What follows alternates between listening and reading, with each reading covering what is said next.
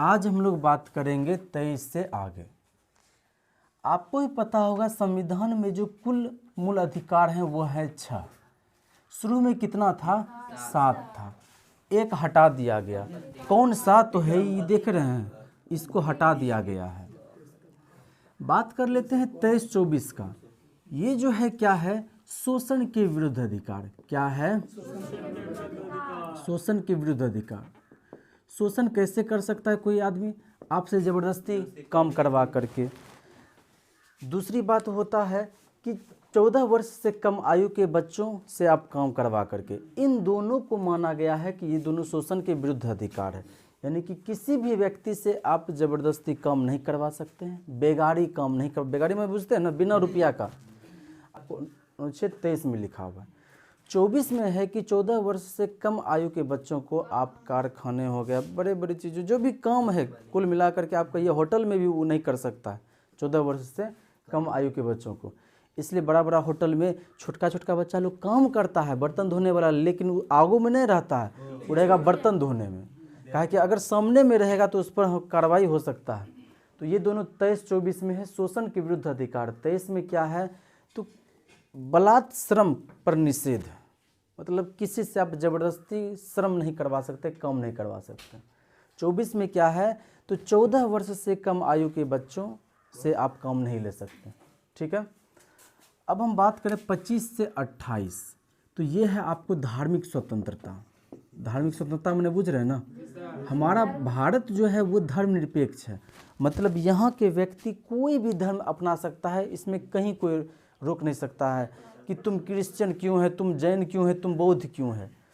इसी आधार पर भारत को जो कहता है हम भारत को हिंदू राष्ट्र बनाएंगे, तो हमारे प्रस्तावना में ही ये बात लिखा हुआ है, हमारा भारत जो है पंथ निरपेक्ष है, धर्म निरपेक्ष है। तो फिर आप कैसे प्रस्तावना का उल्लंघन कर सकते हैं? प्रस्तावना कहिएगा क्या है प्रस्तावना? तो प्रस्तावना वही है जो 389 व्यक्ति जो आए हुए थे चुन करके संविधान बनाने के लिए, उन लोगों का क्या विचार था संविधान बनाने से पहले। हम लोग पढ़ते हैं तो कोई विचार है ना कि क्यों पढ़ते हैं, तो उसी तरह से संविधान बनना था तो क्यों बनना है संविधान, वो प्रस्तावना से ही पता चलता है।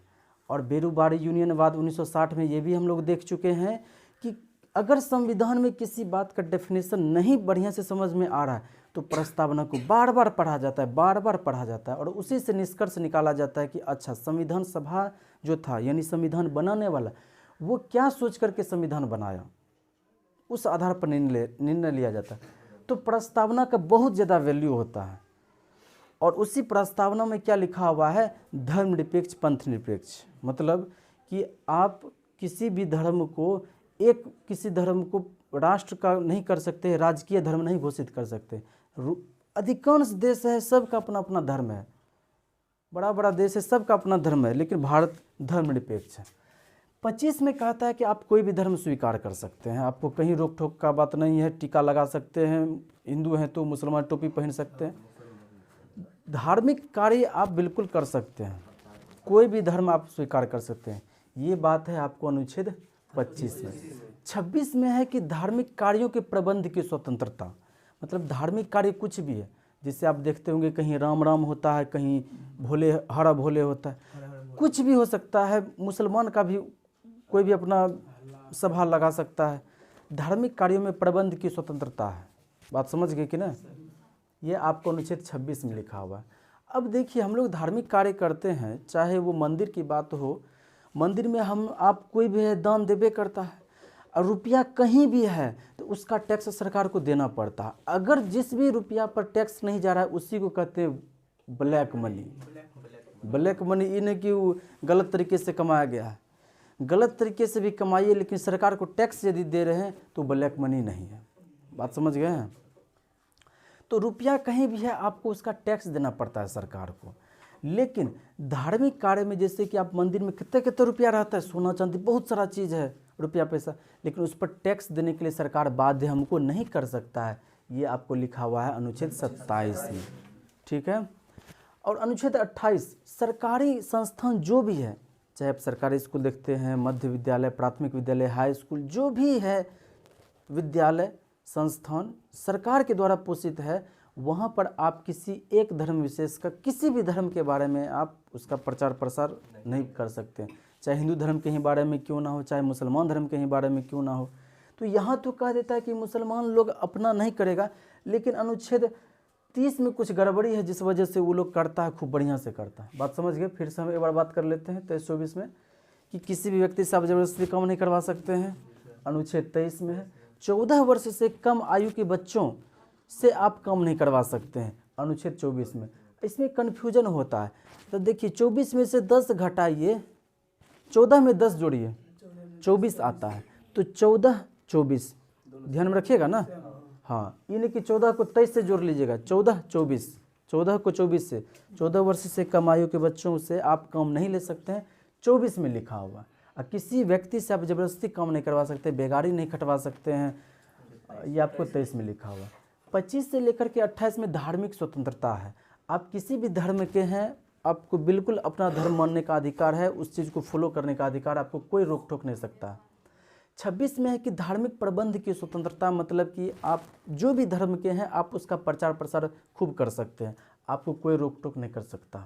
27 में है कि धार्मिक कार्य में जो भी रुपया पैसा आपके यहाँ आया हुआ है उस पर सरकार कोई टैक्स नहीं मांगेगा, चाहे मंदिर हो मस्जिद हो, उससे टैक्स वो नहीं मांग सकता है। 28 में है कि जो भी सरकार के द्वारा चलाया गया संस्थान है उसमें किसी धर्म विशेष के बारे में प्रचार प्रसार नहीं कर सकते। बात समझ में आ गया? लूसेंट में है, आप अंडरलाइन कर लीजिएगा, पहले हम अंडरलाइन करवा चुके हैं इसलिए हम यहाँ लिख नहीं रहे हैं। बात कर लेते हैं हम लोग 29 और 30 का। ये जो है, अब भारत में केवल एक ही धर्म के लोग नहीं हैं, एक ही भाषा के लोग नहीं हैं, बहुत सारे धर्म के लोग हैं, बहुत सारे भाषाएं बोलने वाले हैं और बहुत सारी संस्कृतियां भी हैं। तो हर व्यक्ति को अपना संस्कृति बचाने का अधिकार है। तो अनुच्छेद 29 में लिखा हुआ है अल्पसंख्यक वर्ग के हितों का संरक्षण। जो भी अल्पसंख्यक है उसके अपने हित का संरक्षण करने का उसे पूरा अधिकार। अब कहेंगे अल्पसंख्यक में कौन आता है, तो हिंदू को छोड़ करके बाद बाकी 6 संप्रदाय अल्पसंख्यक में आता है। मुस्लिम आता है, जैन बौद्ध, क्या को नाम हुआ, मुस्लिम, जैन, बौद्ध, ईसाई, पारसी और सिख, ये सब का सब किस में आता है, अनुच्छेद 29 में अल्पसंख्यक में आता है। और 29 क्या कहता है, अल्पसंख्यक वर्ग के हितों का संरक्षण। मतलब कि आप ये नहीं कह सकते कि आप मुसलमान हैं तो आप हमारे संस्थान में नहीं पढ़ सकते हैं, आप मुसलमान हैं तो आप ये काम नहीं कर सकते। आप किसी को अपने धर्म के नाम पर, भाषा के आधार पर किसी के साथ में भी आप उस तरह का व्यवहार नहीं कर सकते, किसी के प्रवेश को आप रोक नहीं सकते हैं। बात समझ में आ रहा है? अनुच्छेद 30 क्या कहता है कि मान लीजिए आपको दिक्कत है, आपको ऐसा लगता है कि हमारे साथ में इस तरह का व्यवहार हो रहा है, आप चाहें तो अपना संस्थान अलग से खोल सकते हैं, सरकार आपको रुपया देगा।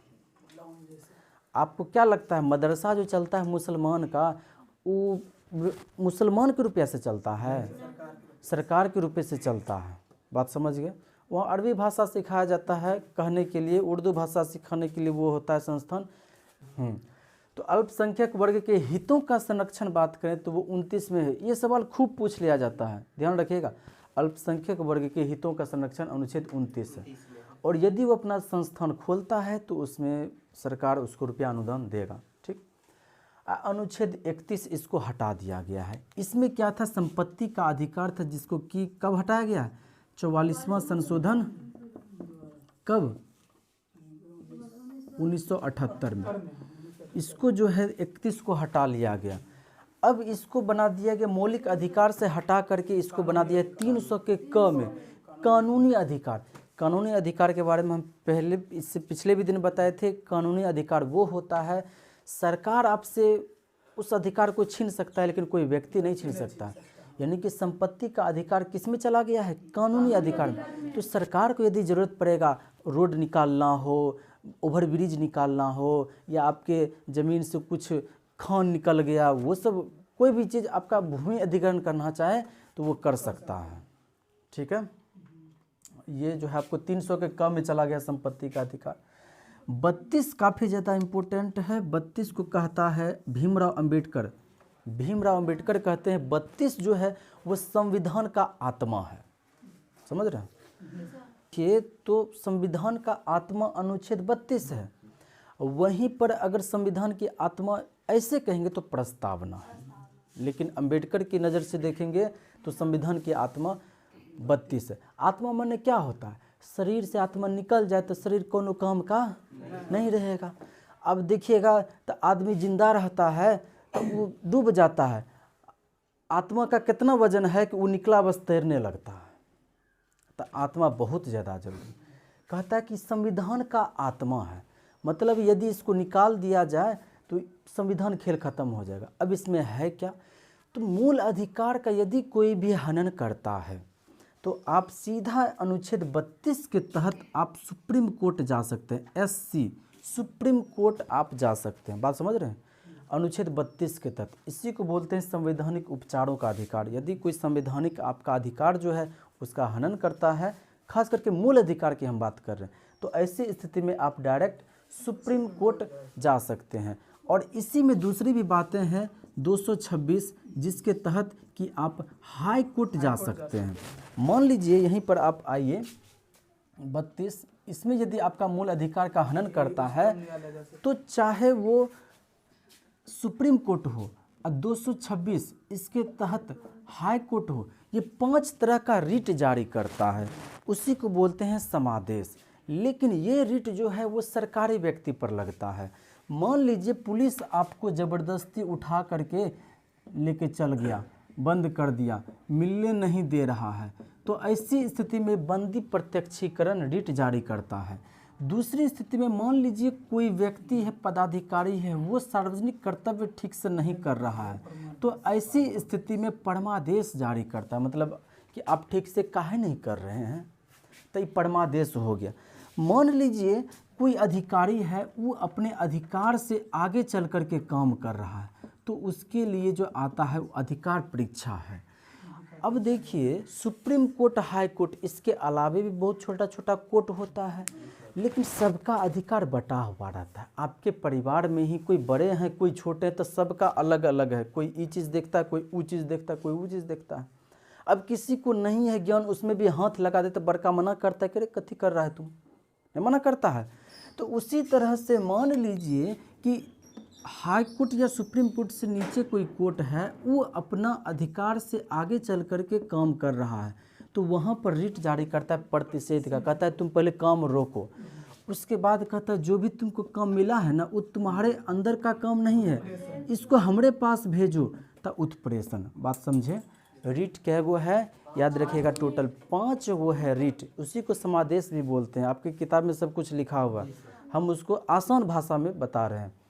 तो मान लीजिए कोई भी आपका मूल अधिकार का हनन करता है तो आप डायरेक्ट सुप्रीम कोर्ट जा सकते हैं अनुच्छेद 32 के तहत, आप डायरेक्ट हाई कोर्ट जा सकते हैं 226 के तहत। ऐसी स्थिति में सुप्रीम कोर्ट हो या हाई कोर्ट हो, वो 5 तरह का रिट जारी कर सकता है। कौन कौन सा? हमारे साथ बोलना शुरू करिए। परमादेश, अधिकार परीक्षा, प्रतिषेध, उत्प्रेषण। कोई पुलिस मान लीजिए आपको ज़बरदस्ती उठा करके लेके चला जाता है तो बंदी प्रत्यक्षीकरण वहाँ पर किया जाएगा, फिर उस व्यक्ति को सशरीर वहाँ पर हाजिर करना होता है बंदी प्रत्यक्षीकरण में। परमादेश में क्या होता है, कोई सरकारी पदाधिकारी है वो अपना काम ठीक से नहीं कर रहा है, कर्तव्य का निर्वाह वो नहीं कर रहा है, तो ऐसी स्थिति में परमादेश लाता है।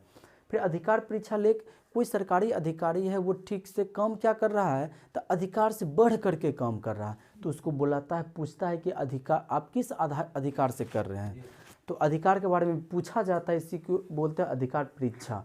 प्रतिषेध, कोई ऊपरलका कोर्ट है निचलका कोर्ट को रोकता है कि उसको काम करने से, कहे कि उसके अधिकार का वो नहीं रहता है।